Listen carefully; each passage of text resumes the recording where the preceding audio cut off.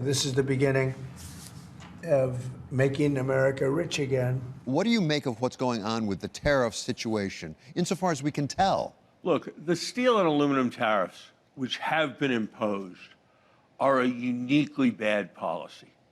They're a uniquely bad policy because 50 times as many workers work or more work in industries that use steel and aluminum as work in the steel and aluminum industry.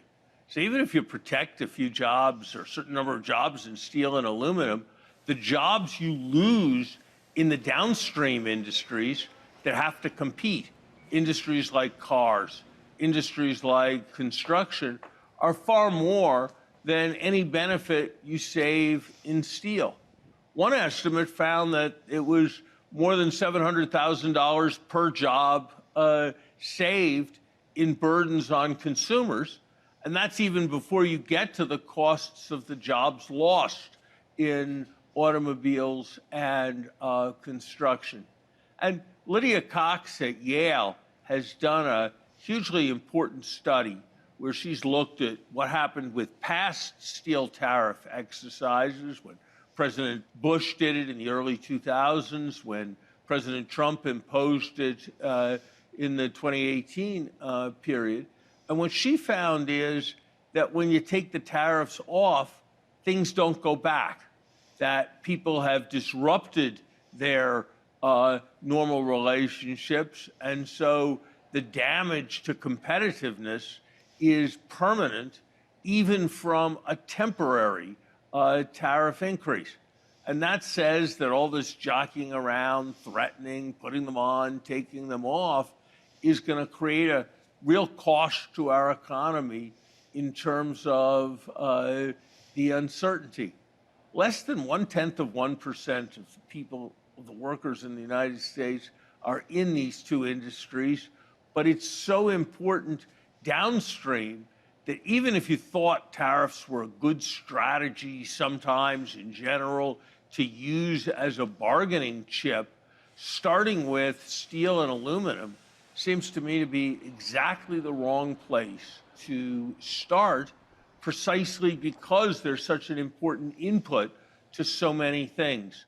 Some say that dramatic announcements on things like tariffs are really only a negotiating tool. This from a president whose memoir from 1987 was The Art of the Deal. The book traces President Trump's real estate career and the path he took to make his name a brand. Stephanie Flanders is the head of government and economics for Bloomberg News and the host of the new podcast, Trumponomics. We asked her what the art of the deal really is.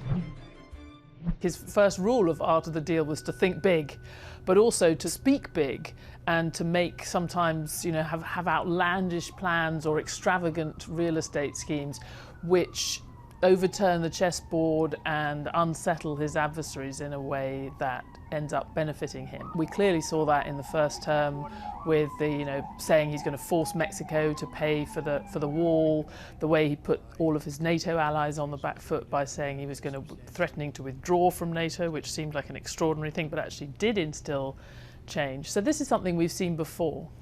We've seen leaders think big, take big positions. Often we want them to do that. But it's not just big, but it's many. I mean, it's across a wide range of subjects. It seems like every day we get several new policy pronouncements coming out of the White House. I mean, I think obviously the sort of journalistic sort of conspiracy theory or suspicion is that this is partly a way to make it very hard for people to focus on everything that's going on at the same time. The flood the zone strategy. But I do think also it's the level of ambition that you see on multiple fronts. And, I guess there's an element of, Teddy Roosevelt's big stick diplomacy. There's the so-called madman theory of diplomacy that you saw from Richard Nixon. It's this idea that you behave so erratically on so many different fronts that you actually convince people that you could be about to do something crazy if they don't change the way they're looking at something. So we have seen that before. I think the shock this time, particularly around the economic threats, is the apparent willingness to turn the volume up to a max or 11 on major economic relationships in pursuit of actually quite small gains. I mean, we saw him sort of effectively threaten to blow up America's most important economic relationships over tariffs. I look at some of the deals made, I say, who the hell made these deals are so bad? But that uncertainty is definitely a bug for business. Is it a bug for Donald Trump, or is it a feature? I mean, that's something I can't quite get my head around. Maybe he likes that uncertainty. I think he does like the uncertainty as a negotiating tactic. We saw that. I think it's particularly true on the geopolitical stage. We saw it with North Korea negotiations. We've seen it in other areas. I think with the economics, he uses it up to a point. But we've seen in the past, we saw certainly in the way he dealt with China in the first term, once there appear to be quite widespread economic costs for the US, that's when he goes into deal-making mode and becomes much more conciliatory. We saw that in the first term when they had moved through quite targeted tariffs against China that didn't affect ordinary consumers. Once they went to the Class 4A products, which I'm sure you've memorized all the terms of these negotiations, David, but once they went to the group of large number of consumer goods, mobile phones, all these things that people actually buy, that's when you started to see a macroeconomic hit, investment falling, consumption weakening, the Federal Reserve cutting interest rates, and that was when he sort of pushed the negotiators to do quite a rapid deal with China. One of the challenges in taking on very big challenges is actually trying to measure success and get something done. How will we measure success for Donald Trump? And maybe as important, do we have any sense of how he measures success in his negotiations? I think he declares success, and we know that he's done that many times, and he indeed declared success when he renegotiated the NAFTA and created these new trade deals, which I think did change the game, were more favourable to the US in certain ways.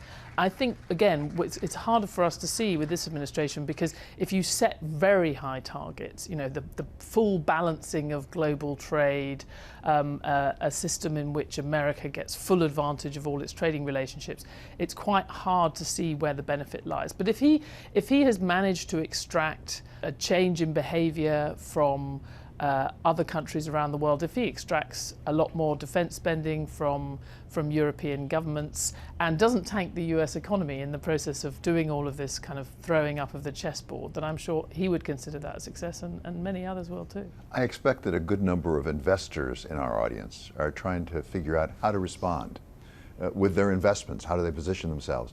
From your experience, as I say, both in government and covering business and economics for so many years, what advice do you have for investors about how to respond to this? Well, I think we always would say try not to respond to everything. And I think in this case, you would be changing your portfolio 25 times a day if you were listening to everything coming out of the White House. I think the general approach of considering where the market is and how much, if you like, is already priced in, and trying to sort of keep your eyes on the sort of longer term picture. You know, is this a business-friendly environment? Is the market priced for the best of all possible Trumps with no downside to economic activity from all this uncertainty? There has to be a question mark about that.